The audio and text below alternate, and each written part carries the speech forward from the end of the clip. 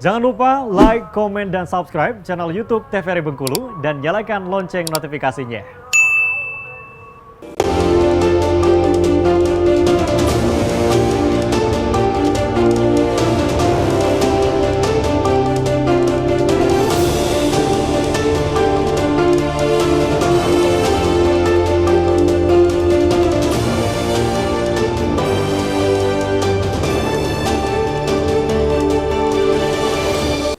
Ya pemirsa, Anda kembali menyaksikan Brendo TVRI Bengkulu edisi hari ini dengan tema tradisi mudik lebaran.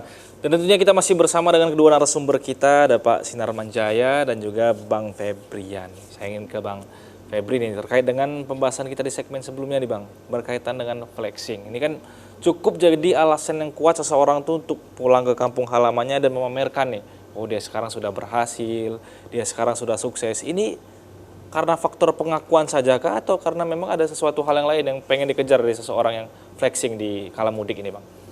Ya, kalau ngomongin soal flexing tentunya kita balik lagi ke pengertiannya ya. Jadi flexing itu kan menunjukkan pencapaian ya. Ketika kita menunjukkan pencapaian sebenarnya sah-sah aja. Tetapi yang kita tunjukkan tersebut benar-benar pencapaian kita. Ya sebenarnya. Ya, real self kita atau memang pencapaian yang sesuai imajinasi kita tetapi enggak sesuai dengan real kita. Nah ini sebenarnya yang ada juga ya Bang yang gitu ya Bang? Ya saya rasa mungkin ada ya pasti ya beberapa fenomena itu ya. Apalagi kata-kata flexing ini kan sudah mulai sudah mulai viral ya. Memang sudah viral beberapa belakangan ini. Padahal sebenarnya secara psikologis ya ketika mudik itu ya, orang yang kita kunjungi sebenarnya yang dibutuhkan adalah bagaimana bertemunya sebenarnya kan silaturahminya, berkumpulnya ya. Nah ini juga balik lagi bagaimana pola pikir sebenarnya. Karena sebagian besar kan secara psikologis juga ketika individu itu merantau dalam artian pergi ya, mungkin ada rasa keinginan menunjukkan ya bahwa apa sih yang dicapai selama ini ketika pergi ya. Walaupun selama ini banyak juga tidak sesuai dengan apa yang diharapkan misalnya. Atau juga banyak juga yang bahkan melebihi ekspektasi misalnya. Nah ini yang penting dipahami bahwa flexingnya ini flexing apa dulu nih. Ingin menunjukkan bahwa memang pencapaiannya seperti ini karena hasil kerja keras misalnya atau karena berkat doa misalnya ya kalau bahasa spiritualnya, berkat dukungan gitu ya, support keluarga, bahwa ini juga bisa menjadi motivasi ini misalnya adik ya, keluarga ataupun tetangga misalnya. Atau ini flexing yang maksa kalau bahasanya tadi kan yang buat gaya-gayaan. Nah ini yang bahaya secara psikologis karena ini juga bukan hanya berdampak pada si individu tadi tetapi pada orang lain. Apalagi ya kita lihat di zaman sekarang kan zaman sosial media ya, dimana ketika apa yang ditunjukkan sosial media ini kan yang oke-oke saja nih, yang keren-kerennya aja kan, sebenarnya cerita jatuh bangunnya, kemudian cerita bagaimana sulitnya mencapai sesuatu itu kan sebenarnya jarang ditunjukkan. Yang ditunjukkan adalah pencapaiannya. Nah ini yang menjadi motivasi terbesar dan hal tersebut balik lagi juga ke individunya bagaimana hal ini yang benar-benar ditunjukkan secara real apa adanya atau menjadi sebuah hal yang dalam artian memaksakan diri gitu ya. Iya, akhirnya juga orang lain dapat motivasi yang salah arah nih ya, Bang. Bisa diperoleh secara instan dan lain sebagainya. Akhirnya juga jalan-jalan yang diambil bukan jalan yang baik ya Bang ya. Oke, Pak Jaya nih, saya penasaran karena ini kan tradisi nih kan. Tradisi ini erat kaitannya dengan nilai-nilai yang harus dijaga. Nah, alasan flexing untuk pulang ke kampung halaman ini merusak tradisi nggak sebenarnya Pak? Merusak nilai yang ada di dalam tradisi nggak sebenarnya Pak? Baik. Kalau kita dari katanya ya, flex itu sebenarnya kan berpura-pura palsu gitu kan, tidak menampilkan jati diri seorang yang sebenarnya. Jadi butuh embel-embel sehingga dia diakui gitu kan. Nah, flexing ini erat kaitannya dengan boomingnya media sosial. Jadi bagaimana orang tuh butuh pengakuan gitu ya, butuh menceritakan. Orang kalau dulu kan orang quote aibnya kan nggak mau diketahui orang. Sisi pribadinya orang dulu malu kalau diketahui. Sekarang orang bangga gitu, harus orang pada tahu. Malah kalau kita pengen tahu seseorang nggak perlu bertatap muka, lihat aja Instagramnya, snapnya, apa yang dia kerjakan. Oh lagi di sini, lagi punya ini, lagi gini gitu ya, lagi mungkin makan di sini, lagi apa gitu ya. Padahal palsu semua deh Pak. Ya sebagian gitu kan.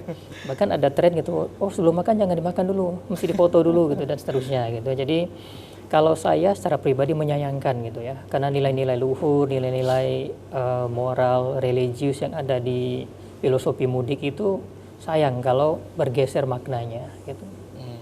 Hanya karena pengen pengakuan tadi, karena memang tren media sosial membuat orang terpaksa harus eksis gitu ya, harus apa ya istilahnya kan harus bisa terkenal gitu, bisa butuh pengakuan orang lain. Walaupun sisi itu sebenarnya bagi kejiwaan tuh hampa tuh Bang Febri ya, tidak semu gitu ya, tidak real gitu. Karena pengakuan orang itu tidak tidak signifikan gitu dalam kehidupan nyata gitu. Jadi nah kembali lagi ke nilai-nilai budaya tadi, kita sangat menyayangkan. Jadi kita berharap pelan-pelan masyarakat menyadari bahwa memang filosofi mudik itu silaturahim tadi itu bisa ziarah, bisa mengenang masa-masa kecil kita, bisa memenuhi sisi-sisi kejiwaan kita yang mungkin kurang akrab, mungkin kurang kekeluargaan di kota gitu. Jadi kita bisa kembali ke desa gitu. Jadi sebenarnya orang tua terutama yang kita temui itu tidak mengharapkan seperti itu gitu. Cuma lingkungan tadi gitu, dia akan membandingkan gitu. Ketika anak orang itu merantau, beberapa orang ketika pulang itu akan ada persaingan gitu. Oh anakmu pulang pakai apa, naik apa gitu, terus bawa apa, oleh-olehnya seperti apa, sampai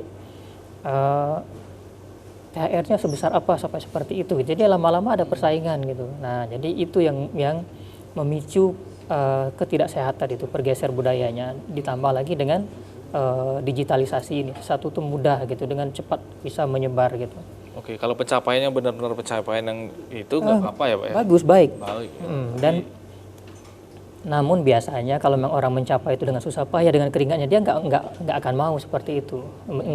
Jarang orang sukses sebenarnya gitu akan menyombongkan dirinya gitu.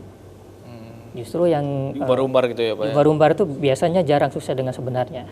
Kan kita sering lihat dulu ya zaman beberapa seleb gitu ya yang murah banget dan seterusnya gitu. Wah kaya sekali, beli mobil mewah seperti beli gorengan gitu. Tiba-tiba ternyata bukan uang dia gitu. Nah itu kan akhirnya terbongkar juga kan. Jadi ya kita sangat menyayangkan itu merusak mental anak muda kita. Mestinya mereka itu dikenalkan dengan kerja keras, proses itu kan panjang dan orang tidak mau itu. Orang mau Instan ya Pak? instan, mau tahu tuh berhasil, tuh merantau beberapa bulan berhasil, terus pulang dengan sukses. Nah kisah-kisah pilunya, air matanya orang kan nggak mau cerita dan nggak mau tahu gitu. Taunya pokoknya tuntutannya harus sukses gitu.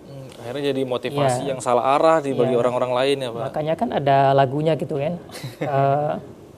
Pulang malu nggak pulang rindu gitu ya. Nah, jadi itu dilema dia gitu. Dia satu sisi seperti itu, dia mau pulang tapi belum sukses, nggak pulang tapi ada kerinduan gitu. Akhirnya dilema gitu. Nah itu karena pergeseran nilai-nilai filosofi dari mudik itu gitu. Oke, berarti flexing ini sedikit merusak dan mengganggu nilai-nilai dari Iya, tradisi betul. mudik ini ya Bapak ya. Baik, semakin menarik, kita akan bahas lebih lanjut di segmen selanjutnya. Pemirsa jangan kemana-mana, tetap di Brendo TVRI Bengkulu.